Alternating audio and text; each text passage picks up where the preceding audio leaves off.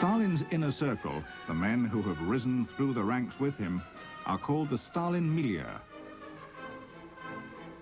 Among them is Mikhail Kalinin, president of the Soviet Union, who now does odd jobs for Stalin, presenting medals and signing arrest warrants. He is thought to be a loving husband and father. When I was arrested, I was sent to the Pinishsky camp, a terrible camp. When we got there, I met Katerina Ivanovna, Kalinin's wife, and I said to her, "But you, the wife of the president, why are you here?" And she said, "You know, Anna, at one of those midnight suppers of the mustached one, he behaved disgracefully. He had too much to drink. The company was much as you'd expect. Suddenly, he began to abuse my husband, Mikhail, in a vile way. Well, I suddenly snapped. I told him everything. I told him what I really thought of him. He caught hold of the edge of the tablecloth, but didn't pull it off as he usually did in his rages. He stared intently at me. Everybody was silent. Mikhail went white with terror. 2 days later, I was arrested. Mikhail groveled before Stalin, but in vain. Before Kalinin dies, Stalin mellows and frees his wife in time for his funeral. Her dead husband had signed her arrest warrant on Stalin's orders. Now she faces her tormentor. He ignores her. I saw her walking after the coffin of her husband. She was walking with the others, next but one to Stalin. He was very sad looking, so sad. She hated him with all of her heart and soul. The wife of Molotov, the nation's second most powerful man, is sent to the gulags. Molotov is too frightened to protest. Stalin's most devoted aide is his private secretary, General Poskryobyshev. He sits at this desk by Stalin's door like a faithful dog on a chain. After Stalin's death, many people asked Poskryobyshev why he didn't write his memoirs, and he would answer, "What would you like me to write, friend? How Stalin used to pour out ink from his inkstand onto his colossal desk, then grab me by the back of the neck and shove my face into spreading ink?" Telling this, he would burst into drunken tears. Then the wife of Poskryobyshev is arrested. Poskryobyshev rushed to his master and, seeing the implacable look on his face, groveled at Stalin's feet, imploring him to free his wife.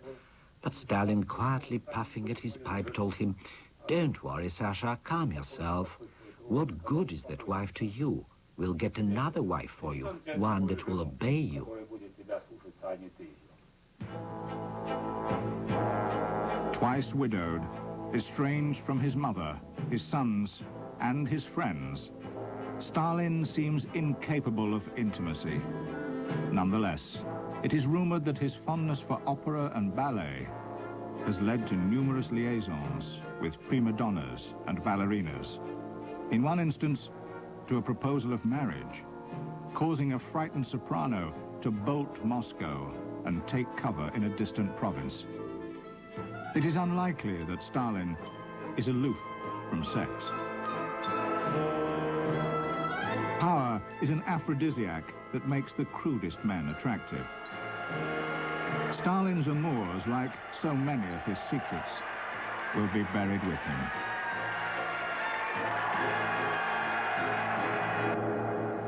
Behind his public image of austerity, Stalin privately enjoys the good life. Summoned to one of Stalin's country villas, or this secluded forest lodge, these otherwise formidable men drop everything and brace themselves for a night of clowning and carousing with their leader.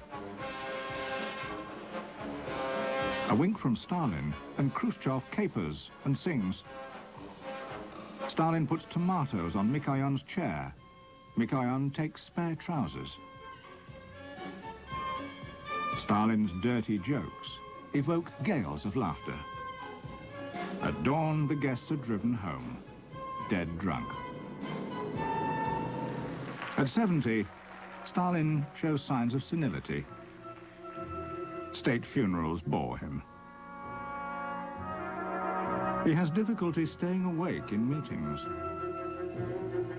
and thinks Molotov is a British spy. He decorates his walls with pictures of happy children, which he clips from magazines. His own children have been the envy of millions of Soviet children less fortunate. How wonderful it would be to take the place of Svetlana or Vasily in the home of the nation's father. After Stalin's death, Vasily is placed in a mental asylum and dies of alcoholism. Svetlana's name is celebrated by poets, given to sanatoriums, and even to a pencil factory.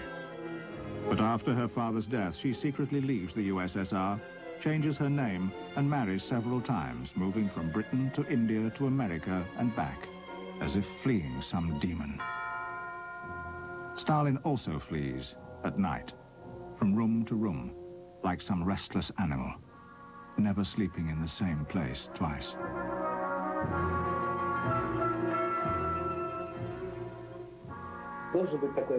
One must ask the following question about Stalin. Was he mentally normal or not? You see, the notion of mental disease is relative. There is a borderline between sanity and insanity. A person may possess some elements of each. I'm sure that Stalin was partly insane. Vladimir Bekhterev, a world-famous scientist, had diagnosed Stalin in the 20s. Bekhterev visited Stalin in his private office.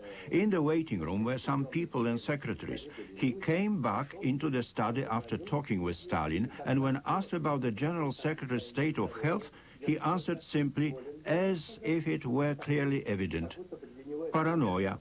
The word proved fatal for Bekhterev. He didn't live long after pronouncing it. He was poisoned. Stalin was terribly afraid the diagnosis would become known, that everyone would think him mentally ill, which would spell the end of his career. A lunatic cannot be tolerated as head of state. But was it known that he was not mentally fit? Of course. Who was the first to say this openly? After Stalin's death, this was publicly announced by Khrushchev. He said, "What do you expect? Can't you understand? There was a madman on the throne."